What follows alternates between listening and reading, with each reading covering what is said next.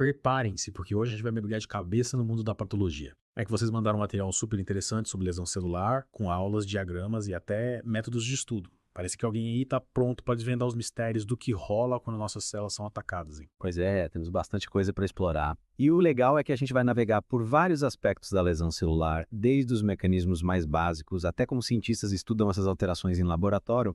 Tem tudo para ser um daqueles momentos eureka, sabe? É isso aí. A ideia é a gente entender direitinho como as células se machucam, o que acontece depois e, mais importante, por que você que está nos ouvindo deveria se importar com isso. Afinal de contas, todos nós somos feitos de células, né? Então, entender como elas reagem a diferentes tipos de estresse é a chave para compreender a saúde e a doença. Para começar, que tal a gente imaginar nossas células como se fossem pequenas cidades super vibrantes, cheias de atividades e funções essenciais para a vida? O que será que acontece quando essas cidades enfrentam problemas, tipo falta de recursos ou, sei lá, algum desastre natural? Bom, nesses casos a gente está falando de lesão celular. É quando as células sofrem algum tipo de agressão, seja por fatores externos ou internos, que acabam prejudicando o funcionamento normal delas. Pense na cidade sofrendo um terremoto, um ataque, ou até ficando sem energia elétrica. As coisas começam a dar errado, né? E como em uma cidade de verdade, o impacto pode variar bastante, não é? Às vezes a célula consegue se recuperar totalmente, como se a cidade reconstruísse tudo depois de um pequeno incidente. Mas em outros casos, a lesão é tão grave que a célula não tem como sobreviver. Exatamente. E essa é uma das primeiras coisas que a gente precisa entender. A lesão celular pode ser reversível ou irreversível. Na lesão reversível, a célula consegue voltar ao normal se a gente tirar o estímulo que está causando o problema, como se a cidade consertasse os estragos e voltasse à rotina. Mas e se o problema continuar ou for muito intenso? A célula pode chegar a um ponto sem volta, não é? Sim, e aí a gente chama de lesão irreversível, que leva à morte celular. É como se a cidade fosse completamente destruída e abandonada. E existem dois tipos principais de morte celular: necrose e apoptose. A necrose pra mim tem cara de explosão, sabe? Algo caótico e descontrolado que afeta tudo em volta. Já a apoptose me parece mais organizada, como se a célula tivesse um plano de autodestruição para evitar maiores danos. Tô no caminho certo. Perfeito. A necrose é como um incêndio que se espalha rapidamente, enquanto a apoptose é como uma demolição controlada. Nos dois casos, a célula morre, mas as consequências para o tecido são bem diferentes. Interessante. Então, a lesão celular é um processo dinâmico que pode ter vários resultados, dependendo da intensidade da duração do estímulo e também do tipo de célula afetada. Mas o que causa essa pane no sistema celular? Quem são os principais suspeitos? A lista de criminosos é grande. Podemos começar com a hipóxia, que é basicamente a falta de oxigênio, como se a cidade tivesse o suprimento de ar cortado. Seria como se a cidade estivesse sitiada, né, com as vias de acesso bloqueadas. E a isquemia, que tem a ver com a falta de oxigênio, seria um bloqueio ainda mais grave. Isso aí. Na isquemia, o problema é a redução do fluxo sanguíneo para um tecido ou órgão, o que significa que a célula não recebe só oxigênio, mas também nutrientes e não consegue eliminar seus resíduos. Imagina um engarrafamento gigante impedindo a entrada e saída de suprimentos da cidade. Ah, agora entendi a diferença. A hipóxia é como uma queda de energia, enquanto a isquemia é um colapso total no sistema de transporte. E além desses problemas com fornecimento de oxigênio e nutrientes, o que mais pode causar a lesão celular? A gente tem também os desequilíbrios nutricionais, tipo a falta de vitaminas ou o excesso de gordura, que podem prejudicar o funcionamento da célula. Seria como uma dieta desbalanceada que afeta a saúde dos habitantes da cidade. Faz sentido? E os agentes físicos, como traumas, temperaturas extremas e radiação. Esses são como desastres naturais que causam danos diretos às células. Imagine um terremoto, um incêndio ou uma inundação. O impacto pode ser devastador para a estrutura da cidade. E não podemos nos esquecer dos agentes químicos que agem como verdadeiros venenos para a célula. Exatamente. Poluição, medicamentos em excesso, drogas, produtos químicos, eles podem interferir em várias funções celulares, como se contaminassem a água e o ar da cidade, intoxicando seus habitantes. Tem vezes que o nosso próprio corpo pode ser o causador da lesão, né? Através do sistema imunológico, por exemplo. Sim. Em algumas situações, a resposta inflamatória, que é um mecanismo de defesa do organismo, pode acabar lesando as células saudáveis. É como se o exército, na tentativa de defender a cidade de um ataque, acabasse destruindo parte dela. Entendi. É como se, em alguns casos, a cura fosse pior que a doença. E os fatores genéticos, eles também podem influenciar na lesão celular. Com certeza, alterações no DNA podem tornar as células mais frágeis e suscetíveis a lesões. Seria como se a cidade tivesse sido construída com materiais de baixa qualidade, sabe? Propensas a desabar com mais facilidade. E claro, não podemos esquecer do fator tempo, né? O envelhecimento também contribui para o desgaste natural das células. Exato. Assim como uma cidade antiga que vai acumulando problemas com o passar dos anos, as células também sofrem com o tempo. As estruturas vão se deteriorando e os mecanismos de reparo ficam menos eficientes. Agora que já conhecemos os principais suspeitos por trás da lesão celular, vamos mergulhar nos mecanismos pelos quais eles agem. É como se a gente fosse investigar a cena do crime para entender como a célula foi assassinada, certo? Perfeito.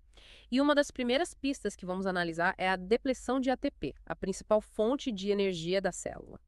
Quando a célula fica sem ATP, é como se a cidade sofresse um apagão, comprometendo todas as suas funções. Seria o caos total, né? Sem energia, as bombas que controlam a entrada e saída de substâncias na célula param de funcionar, as organelas não conseguem realizar suas tarefas, a comunicação celular é interrompida. Exatamente. E essa falta de energia pode levar a uma série de problemas, como o acúmulo de água e íons dentro da célula, causando inchaço e comprometendo a integridade das membranas celulares. E o dano mitocondrial, como ele se encaixa nesse contexto?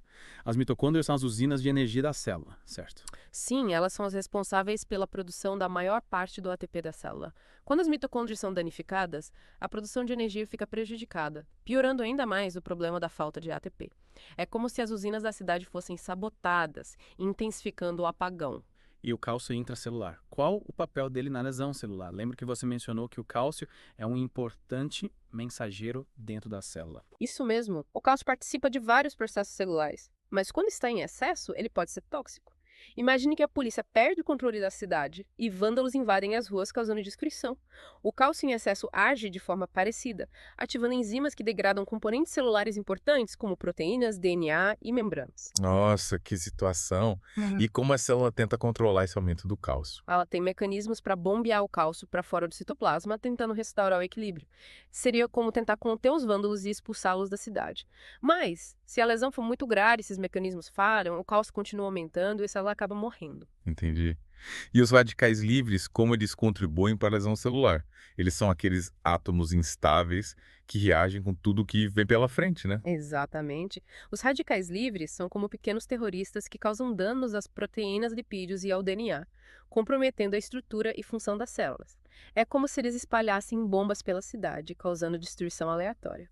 De onde vêm esses radicais livres? Eles são produzidos pela própria célula. Sim, a célula produz radicais livres naturalmente durante o metabolismo do oxigênio, como se a cidade gerasse um pouco de lixo tóxico todos os dias. Mas ela também tem mecanismos para neutralizar esses radicais livres, como se tivesse um sistema de coleta e tratamento de lixo. Faz sentido. Mas quando a célula está sob estresse, o que acontece? Aí a produção de radicais livres aumenta muito. É como se a cidade entrasse em guerra e a produção de lixo tóxico disparasse, sobrecarregando o sistema de coleta e causando acúmulo de substâncias nocivas. E o que piora ainda mais essa situação? Fatores como poluição, fumo, radiação e que o consumo excessivo de álcool aumentam a produção de radicais livres. É como se a cidade fosse bombardeada com ainda mais lixo tóxico, intensificando a destruição. E para finalizar, mas não menos importante, temos os danos às membranas celulares, que são como as muralhas da cidade, protegendo tudo que está dentro, né? Exatamente. As membranas celulares são essenciais para a integridade da célula, controlando o que entra e sai. Mas os radicais livres, a falta de ATP e outros fatores podem danificar as membranas, comprometendo sua função. Imagine que as muralhas da cidade são bombardeadas, abrindo brechas para a invasão de inimigos e a fuga de seus habitantes. Que situação! E a gente nem se dá conta dessa batalha acontecendo dentro de nós o tempo todo, né? É verdade, a vida da célula é uma luta constante pela sobrevivência. Mas, felizmente, ela tem mecanismos incríveis de defesa e reparo para lidar com esses desafios. Ufa, que alívio. Mas como os cientistas conseguem observar essa guerra microscópica acontecendo dentro das células? É como tentar investigar um crime em miniatura, né? Que técnicas eles usam para desvendar esses mistérios? A gente tem várias ferramentas para desvendar os segredos da lesão celular, desde técnicas para visualizar as células até métodos para analisar suas moléculas. Uma delas é o exame anatomopatológico, que permite analisar os tecidos com a ajuda de um microscópio. Seria como se a gente pudesse dar um zoom na cidade e ver os estragos de perto, né? E para coletar amostras dessa cidade microscópica, os cientistas usam as biópsias, certo? Exatamente. As biópsias são pequenas amostras de tecido que a gente retira para analisar. E existem diferentes tipos de biópsia, dependendo do local e do tipo de tecido que a gente quer analisar. Interessante. E como os cientistas preparam essas amostras para serem analisadas no microscópio? É um processo que envolve várias etapas, como fixação, corte, coloração e montagem em lâminas. É como se a gente preparasse um bolo. Cada ingrediente e cada etapa são importantes para o resultado final. E com a ajuda do microscópio, os cientistas conseguem identificar as alterações às células e tecidos, né? Sim. Eles observam o tamanho, a forma, a cor e a organização das células, comparando com o padrão normal. É como se eles estivessem procurando pistas em uma cena de crime, tentando entender o que aconteceu e quem são os culpados. Que trabalho minucioso. E além do exame anatomopatológico, que outras técnicas são utilizadas para estudar a lesão celular? Existem várias outras, como a cultura celular, que permite cultivar células em um laboratório para realizar experimentos, e as técnicas de biologia molecular, que analisam o DNA, o RNA e as proteínas das células. Nossa, são muitas ferramentas. É incrível como a ciência avança a cada dia, desvendando os segredos da vida e buscando soluções para os problemas que nos afligem. E a gente aqui acompanhando tudo de perto, tentando entender um pouquinho desse mundo complexo e fascinante. E olha, falando em acompanhar de perto, acho que está na hora da gente explorar um pouco mais a fundo essas outras técnicas que mencionamos. Afinal, não basta saber a teoria, né? Temos que entender como os cientistas colocam a mão na massa, literalmente, para desvendar os mistérios da lesão celular. Mas isso fica para a próxima parte do nosso mergulho. Combinado. Fiquem ligados para a continuação dessa aventura no mundo microscópico. E aí, pessoal? De volta para a segunda parte da nossa imersão no mundo da lesão celular. A gente já viu como as células podem ser atacadas por vários fatores e agora a gente vai entender como os cientistas investigam esse processo na prática. Isso aí. E como a gente já tinha falado, além de observar os tecidos diretamente através de biópsias e microscópios, a gente tem outras técnicas poderosas para estudar as células. Uma delas é a cultura celular, que permite cultivar células em laboratório, como se a gente criasse mini-cidades em platas de Petri. Interessante. E qual a vantagem de ter essas minicidades de células em laboratório? Parece coisa de filme de ficção científica. É uma técnica incrível que nos permite fazer vários experimentos, sabe? Imagine que a gente pode testar a ação de medicamentos ou toxinas diretamente nessas células, controlando as condições do ambiente e observando as respostas em tempo real.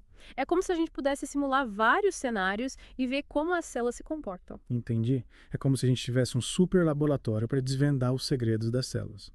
E além da cultura celular, que outras técnicas os cientistas usam para estudar a lesão celular? A microscopia, que a gente já mencionou, é uma ferramenta fundamental. Com o microscópio óptico, a gente consegue ampliar as células e observar as características delas, como se a gente estivesse olhando a planta da nossa minicidade. Mas existe um microscópio ainda mais potente, o microscópio eletrônico, que usa feixes de elétrons para gerar imagens com uma resolução muito maior. E com esse microscópio eletrônico, os cientistas conseguem ver detalhes incríveis da estrutura da célula, né? É como se a gente pudesse dar um zoom ainda maior na minicidade e enxergar cada tijolinho, cada fio de eletricidade. Exatamente. Com o microscópio eletrônico, a gente consegue observar as organelas, as membranas e até mesmo as moléculas dentro das células. Com isso, a gente consegue entender os mecanismos da lesão celular em nível ultraestrutural. Ou seja, nos mínimos detalhes. Fascinante. É como se a gente pudesse investigar a cena do crime com uma lupa superpotente. E além da microscopia, que outras ferramentas os cientistas usam para desvendar os mistérios da lesão celular? As técnicas de biologia molecular são essenciais para analisar o DNA, o RNA e as proteínas das células. Lembra que a gente falou que o DNA é como o código genético da célula, que contém as instruções para todas as funções. Com as técnicas de biologia molecular, a gente consegue identificar alterações nesse código, como mutações genéticas que podem estar relacionadas com a lesão celular. Seria como se a gente pudesse ler os documentos da prefeitura da nossa minicidade, buscando por erros ou alterações que podem ter causado os problemas, né? Perfeito. E a gente também pode analisar o RNA, que é uma molécula que leva as informações do DNA para a produção de proteínas. E as próprias proteínas, que são as operárias da célula, responsáveis por diversas funções. Ao analisar essas moléculas, a gente consegue entender como a lesão celular afeta o funcionamento da célula em diferentes níveis. É como se a gente pudesse investigar não só a planta da cidade, mas também os trabalhadores e as ferramentas que eles usam para construir e manter a cidade funcionando, né? Exatamente. E com todas essas ferramentas, biópsias, cultura celular, microscopia, biologia molecular, os cientistas conseguem montar um quebra-cabeça complexo para entender os mecanismos da lesão celular e buscar soluções para as doenças. É incrível como a ciência avança cada dia, né? E a gente aqui acompanhando tudo de perto, tentando entender um pouquinho desse mundo tão complexo e fascinante. Mas voltando à nossa conversa sobre os mecanismos da lesão celular, você falou bastante sobre a depressão de ATP e os danos mitocondriais. Mas e os outros criminosos? Como eles agem? Ótima pergunta. Vamos começar pelo cálcio. Lembra que a gente mencionou que o cálcio é um importante mensageiro dentro da célula, participando de vários processos? Pois é, mas em excesso ele pode ser tóxico para a célula. Seria como se a polícia da nossa mini-cidade perdesse o controle e vândalos invadissem as ruas, causando destruição. Exatamente. Quando a célula sofre algum tipo de lesão, a concentração de cálcio no citoplasma aumenta muito. E esse excesso de cálcio ativa enzimas que começam a degradar componentes celulares importantes, como proteínas, fosfolipídios e DNA. Esses vândalos do cálcio causam um verdadeiro caos na célula. E como a célula tenta controlar essa situação? Ela possui mecanismos para bombear o cálcio para fora do citoplasma, tanto para o espaço extracelular quanto para dentro de organelas, como o retículo endoplasmático e as mitocôndrias. É como se a polícia tentasse prender os vândalos ou expulsá-los da cidade. Mas se a lesão for muito grave, esses mecanismos de controle falham, né? E a célula fica à mercê dos vândalos do cálcio. Exatamente. E aí a célula pode sofrer danos irreversíveis e morrer. Falando em caos, agora vamos aos radicais livres. Lembro que você os comparou a pequenos terroristas que causam danos às proteínas, lipídios e DNA, comprometendo a estrutura e função das células. Isso mesmo. Os radicais livres são moléculas instáveis com um elétron desemparelhado que reagem com tudo que encontram pela frente como se estivessem sedentos para causar dano. De onde vêm esses radicais livres? Eles são produzidos pela própria célula. Sim, a célula produz radicais livres naturalmente durante o metabolismo do oxigênio. É como se a cidade gerasse um pouco de lixo tóxico todos os dias. Mas ela também possui mecanismos para neutralizar esses radicais livres, como se tivesse um sistema de coleta e tratamento de lixo. É um processo natural, controlado. Mas e quando a célula está sob estresse, o que acontece com esses radicais livres? Aí a produção de radicais livres aumenta muito. É como se a cidade entrasse em guerra e a produção de lixo tóxico disparasse, sobrecarregando o sistema de coleta e tratamento. E essa sobrecarga de radicais livres causa danos sérios à célula, né? Exatamente. E para piorar a situação, fatores como poluição, fumo, radiação e consumo excessivo de álcool aumentam ainda mais a produção de radicais livres, como se a cidade fosse bombardeada com mais lixo tóxico. E a célula fica sobrecarregada sem conseguir lidar com tanto estresse e toxinas. Agora, falando em estruturas importantes da célula, vamos voltar às membranas celulares, que você comparou às muralhas da cidade, protegendo tudo que está dentro. O que acontece quando essas muralhas são atacadas? As membranas celulares são essenciais para a integridade da célula, controlando o que entra e sai. Mas os radicais livres, a falta de ATP e outros fatores podem danificar as membranas, comprometendo a função delas. Imagine que as muralhas da cidade são bombardeadas, abrindo brechas para a invasão de inimigos e a fuga de seus habitantes. Que situação perigosa. No caso da célula, isso significa que substâncias tóxicas podem entrar, componentes importantes podem sair, né? Exatamente. E a célula perde a capacidade de regular o ambiente interno, o que pode levar à morte celular. Nossa, é uma verdadeira batalha campal acontecendo dentro da célula. A gente nem se dá conta de tudo isso. Mas ainda bem que a célula tem seus mecanismos de defesa e reparo, né? Senão estaríamos perdidos. Com certeza. A célula é uma estrutura incrível, com uma capacidade surpreendente de se adaptar e sobreviver aos desafios. Mas é claro que existem limites, e quando a lesão é muito grave, a célula pode não conseguir se recuperar. E por falar em limites, acho que chegamos ao limite, a segunda parte do nosso mergulho. Mas não se preocupem, ainda temos muito a explorar. Na próxima parte, a gente vai discutir as consequências da lesão celular para o organismo e como nosso corpo tenta se defender e reparar os danos. Fiquem ligados. De volta para a última parte do nosso mergulho profundo na lesão celular. Já exploramos os mecanismos, as causas e as ferramentas que os cientistas usam para desvendar esse processo, né? É isso aí.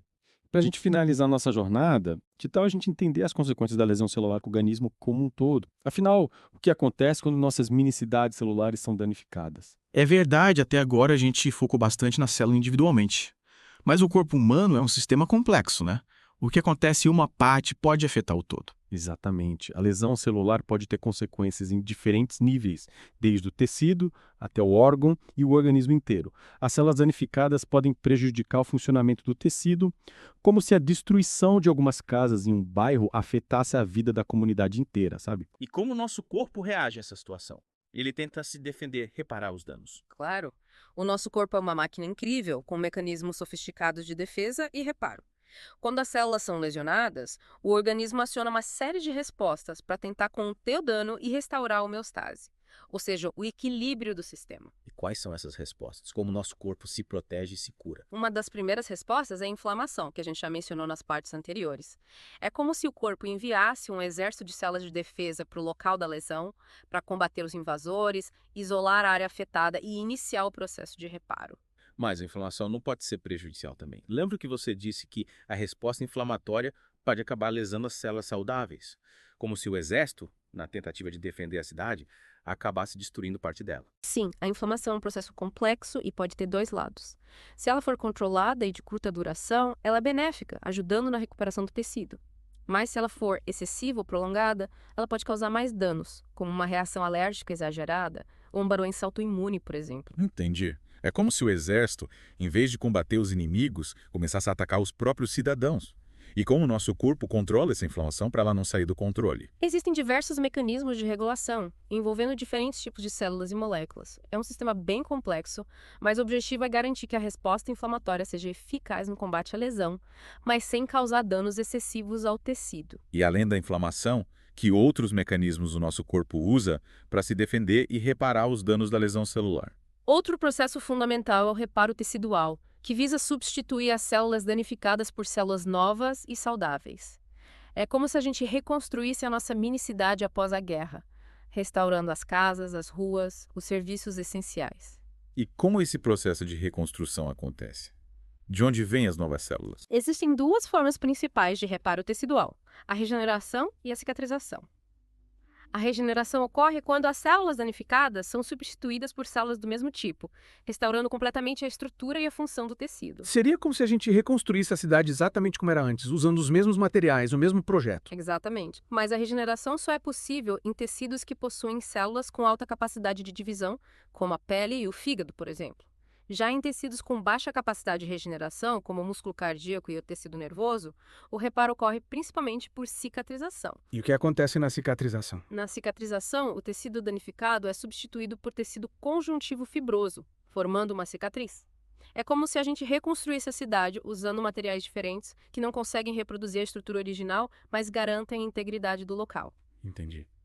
A cicatriz é como um remendo que o nosso corpo usa para fechar a ferida e restaurar a integridade do tecido, mesmo que a função original não seja completamente recuperada. Exatamente. A cicatrização é um processo importante para evitar a perda de substâncias e a entrada de micro-organismos, mas pode deixar marcas permanentes, como as cicatrizes que a gente vê na pele após um corte ou uma cirurgia. Fascinante. Então, a lesão celular pode desencadear uma série de respostas no nosso corpo, desde a inflamação até o reparo tecidual, com consequências que variam de acordo com a intensidade, o tipo de lesão, além da capacidade de regeneração do tecido afetado. É isso mesmo. A lesão celular é um processo complexo e dinâmico, que está presente em diversas situações, desde um simples corte na pele até doenças graves como o câncer e o infarto do miocárdio. Compreender os mecanismos da lesão celular, as respostas do organismo e as consequências para a saúde é fundamental para o desenvolvimento de novas estratégias de prevenção e tratamento. E essa jornada pelo mundo microscópico da lesão celular nos mostrou a incrível capacidade do nosso corpo de se defender, se adaptar e se recuperar dos desafios. Mas também nos alertou para a importância de cuidar da nossa saúde, evitando fatores que podem agredir nossas células e comprometer o funcionamento do nosso organismo. Com certeza. Cuidar da alimentação, praticar exercícios físicos, evitar o fumo e o consumo excessivo de álcool, usar equipamentos de proteção individual em ambientes de risco e realizar exames médicos periodicamente são medidas importantes para proteger nossas células e manter nosso corpo funcionando em harmonia. E assim chegamos ao fim do nosso mergulho profundo na lesão celular. Esperamos que vocês tenham aprendido bastante sobre esse processo fundamental para a compreensão da saúde e da doença. E que essa jornada inspire vocês a continuar explorando o mundo fascinante da ciência, buscando conhecimento e contribuindo para um futuro mais saudável para todos. Até a próxima, pessoal.